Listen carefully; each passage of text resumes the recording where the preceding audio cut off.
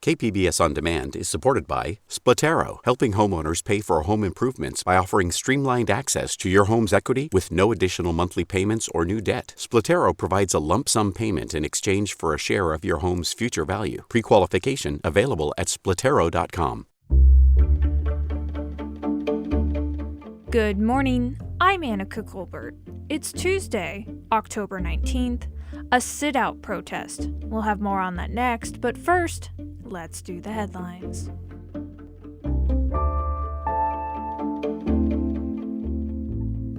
San Diego Mayor Todd Gloria, Governor Gavin Newsom, and Caltrans officials announced a new outreach program on Monday to help people living in dangerous conditions along state highways. San Diego's Homelessness Strategies and Solutions Department will contract directly with a nonprofit called CityNet that will focus on street-level outreach. The partnership is the first of its kind collaboration in the state to be dedicated to outreach into homeless encampments along state highways.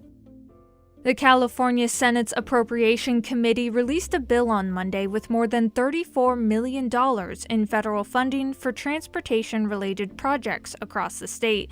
The largest among them is the Coaster Commuter Rail Corridor Stabilization Project to protect the tracks along the Del Mar coast in San Diego. The rail line along the Del Mar Bluffs is within feet of the coastline. It sits on delicate cliffs that experience annual erosion and episodic collapses. San Diego Board of Supervisors Chair Nathan Fletcher wants the county to adapt the regional vote center model outlined in the California Voters' Choice Act. He's set to introduce the policy today at the county board meeting. If adopted, it means all San Diegans would receive a vote-by-mail ballot and traditional polling locations would be replaced with regional vote centers. Fletcher says vote centers will be open more days and provide more services to create a more convenient voting experience. If it's approved today, the new policy would go into effect in 2022. From KPBS, you're listening to San Diego News Now. Stay with me for more of the local news you need.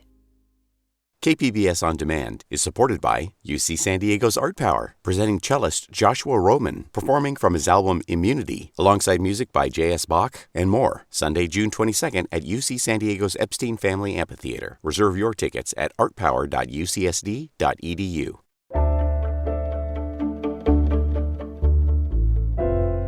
Parents across California didn't send their children to school on Monday as part of a statewide sit-out protest against vaccine mandates in schools.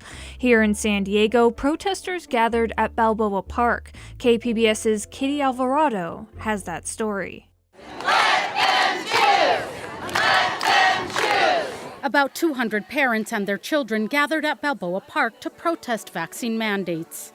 The protest is part of a statewide grassroots movement organized by moms who spread the word on social media. Thousands showed up to protest outside the state capitol in Sacramento. Kelsey Smith has 2 children who attend a charter school in El Cajon. She says she had to be a part of this sit-out. We were immediately in support, and I think it's such a good thing to be able to show our kids that they have rights and to stand up for those rights, and if they feel like they're getting taken away. Children seem to be enjoying the day off of school, and some even spoke against the mandates at the protest. I don't really like vaccines. Sharon McKeeman, founder of Let Them Breathe, led the rally. We are not anti-anything. We are pro-choice when it comes to these precautionary measures and restrictions during the COVID pandemic. At some schools we visited, it was business as usual. Oceanside Unified told KPBS their attendance was up, but traffic seemed lighter than usual at Midland Elementary in Poway. And the superintendent of Mountain Empire Unified said about 30% of their students were absent today. San Diego Unified says it saw an attendance drop of less than 1% from last week. Student board member Zachary Patterson noted parents have the right to protest. We read all of your emails, we read your concerns, and while you might not directly get a response from us, we are reading through those and we're looking through. I think that's productive. Public comment, always a good way. A sit out, I don't think is going to be the most productive way, but every person their own. The San Diego Unified Vaccine mandate only applies to students age 16 and up. Next week, Patterson plans to introduce a proposal to also require vaccines for students who are 12 and older. And that was KPBS's Kitty Alvarado.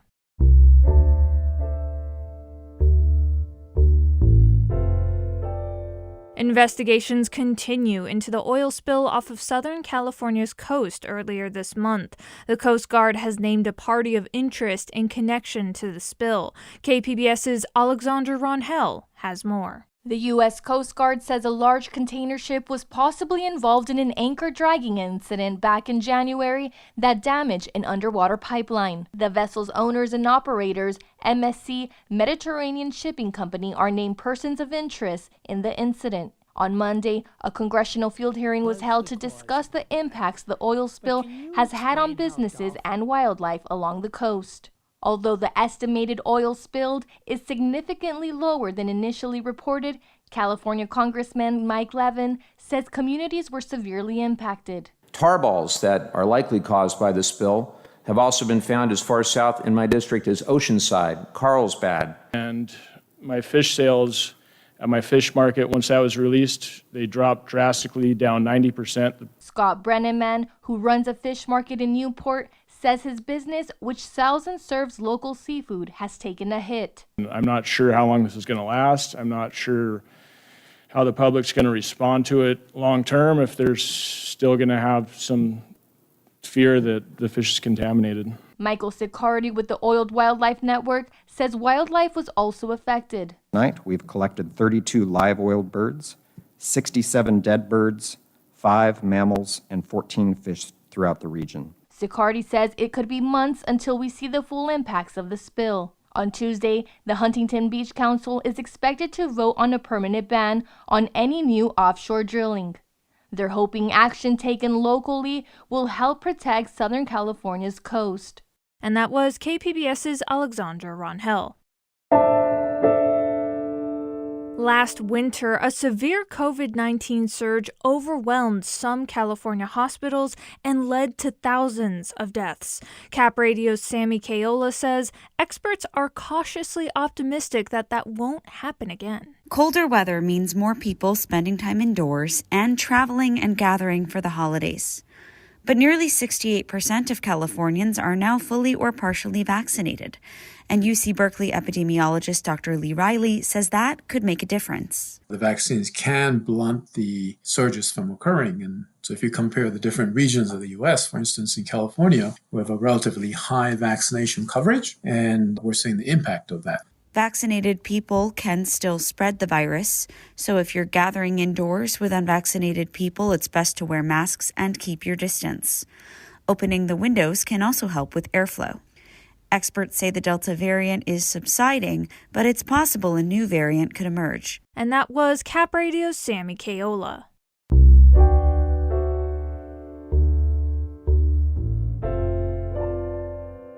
The Pentagon requires all troops to receive a COVID-19 vaccine. KPBS military reporter Steve Walsh says as the deadline approaches, the Navy is adding more incentives. The Navy requires all active duty troops to be vaccinated for COVID-19 by November 28th. Lieutenant John Barrow is in charge of immunization at the Naval Hospital in San Diego. He says he's not expecting a rush. Full Navy. Navy-wide is 96% fully vaccinated, 99% with one dose. I can speak to the command here. We're doing better than the Navy as a whole, and as we should. We're medicine. A steady stream of sailors and civilian staff continue to line up for shots at the Naval Hospital, but the surge came early, right after the vaccines became available. Our average in January was somewhere between 700 to 800 a day, and then it slowly has decreased to 300, 200, and now we're just about 150 to 200. Barrow says less than 100 people among these 6,000 people who worked at Balboa applied for a medical or religious exemption. The medical staff answered a wide range of questions from sailors. It was a tracking device for the government to track you, sterility in male and females. Those are the top ones that we had to show that there was no evidence to support any of that. Good to see you guys. Secretary of Defense Lloyd Austin announced in August that all troops and Pentagon employees must be vaccinated for COVID-19. The Navy has announced a policy for discharging sailors who don't receive an exemption. The Marines have the same November 28 deadline. They say only 79% of their troops are fully vaccinated, 91% with one dose. And that was KPBS military reporter Steve Walsh. One of the biggest mysteries of the COVID-19 pandemic has been the phenomenon of long COVID. Months after infection, people with lingering COVID-19 symptoms, known as long haulers, have struggled to regain their health. While patients and doctors alike were initially baffled by these long-term symptoms, much has been learned since they were first recorded in patients earlier in the pandemic.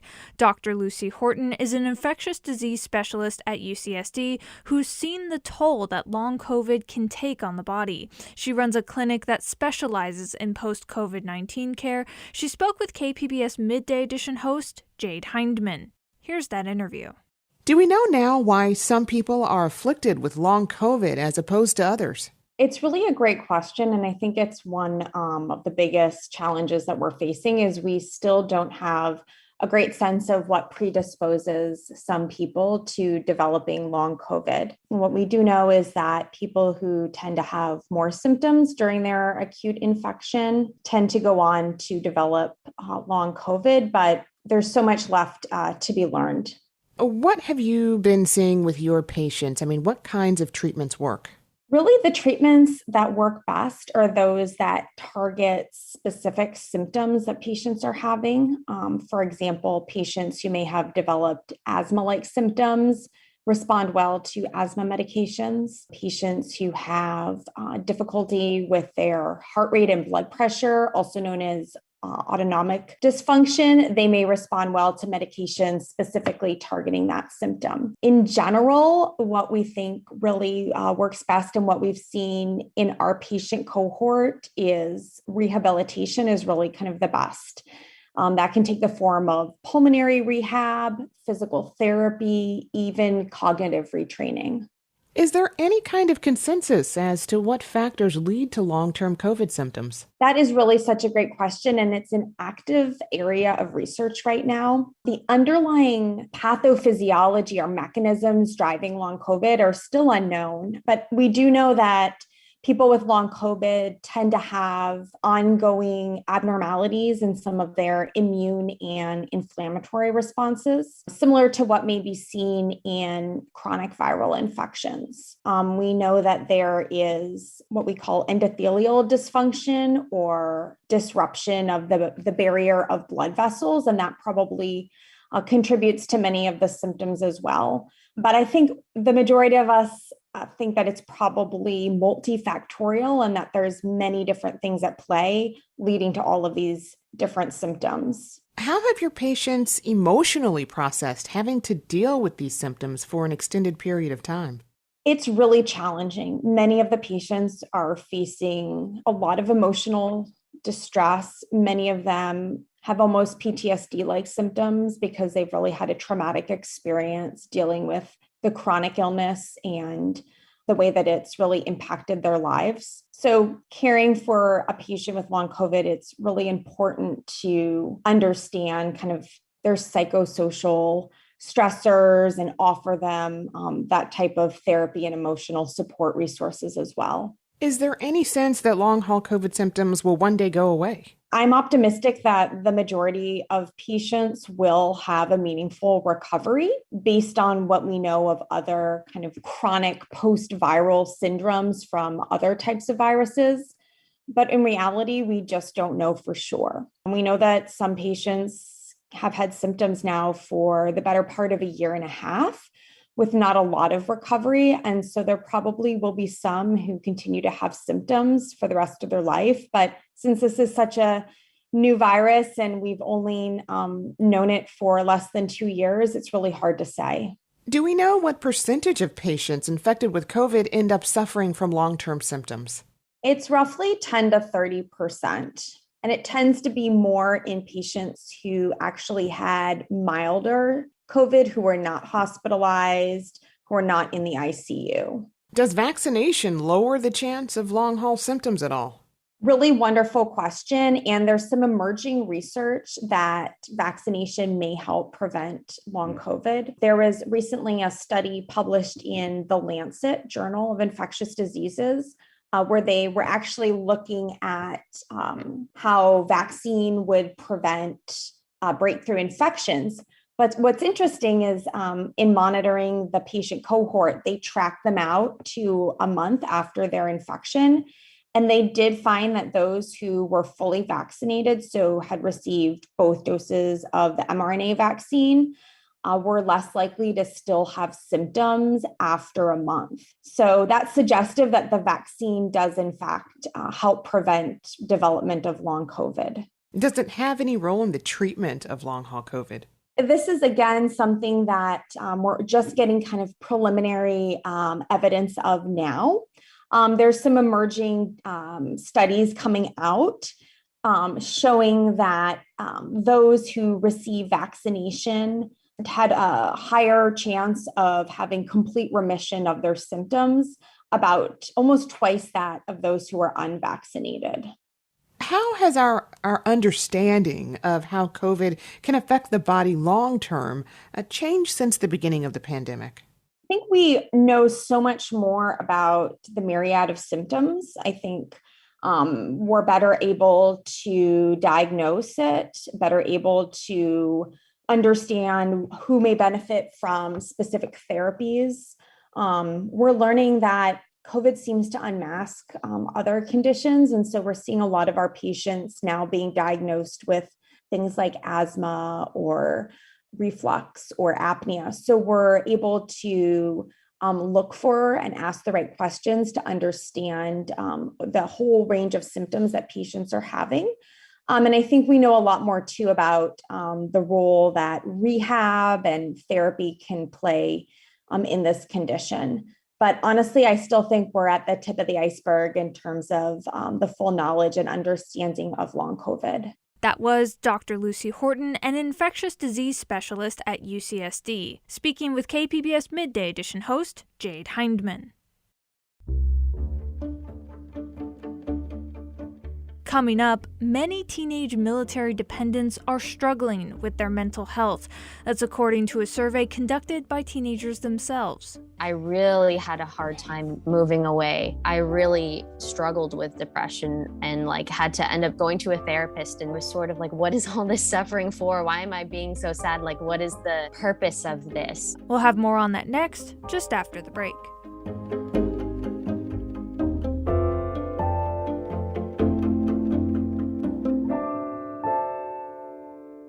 KPBS On Demand is supported by Splatero, helping homeowners pay off debt or for home improvements by offering streamlined access to your home's equity with no additional monthly payments or new debt. Splatero provides a lump sum payment in exchange for a share of your home's future value. Learn more at splatero.com.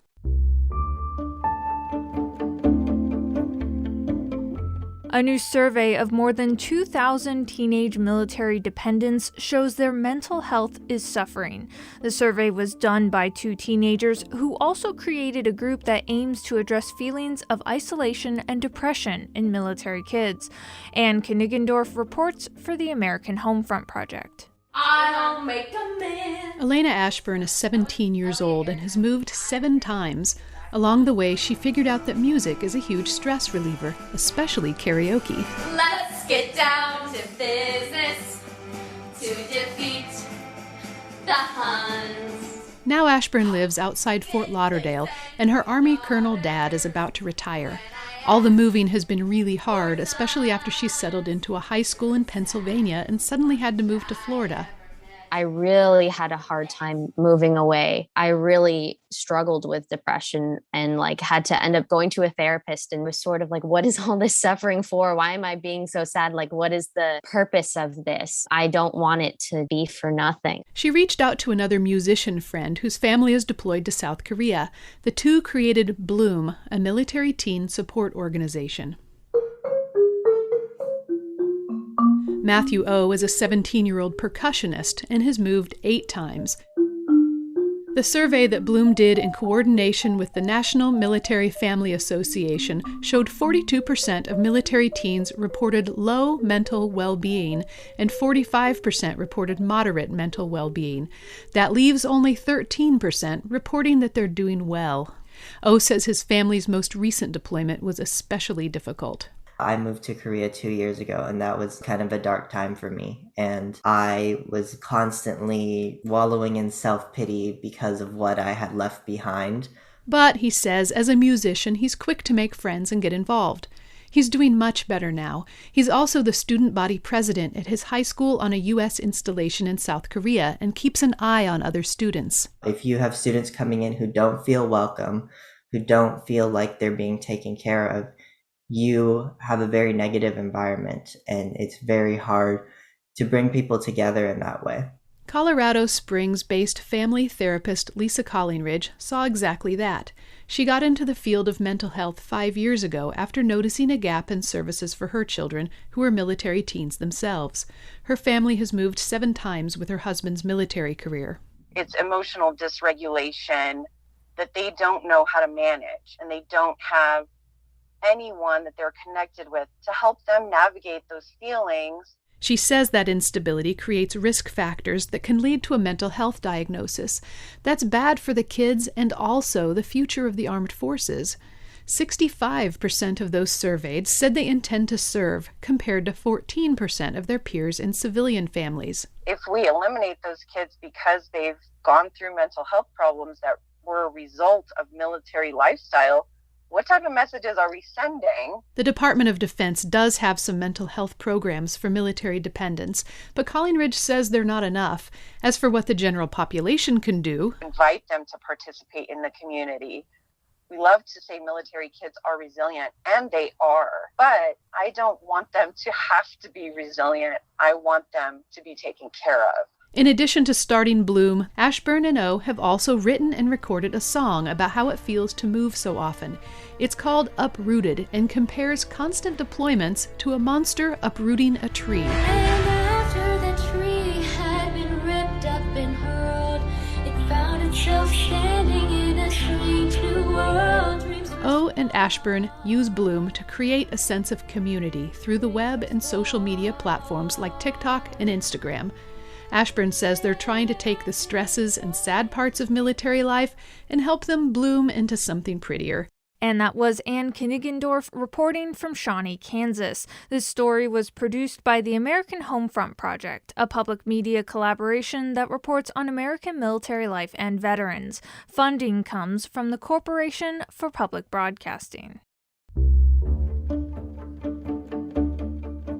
And that's it for the podcast today. Be sure to catch KPBS Midday Edition at noon on KPBS Radio, or check out the Midday Edition podcast. You can also watch KPBS Evening Edition at 5 o'clock on KPBS Television. And as always, you can find more San Diego news online at kpbs.org. I'm Annika Colbert. Thanks for listening, and have a great day.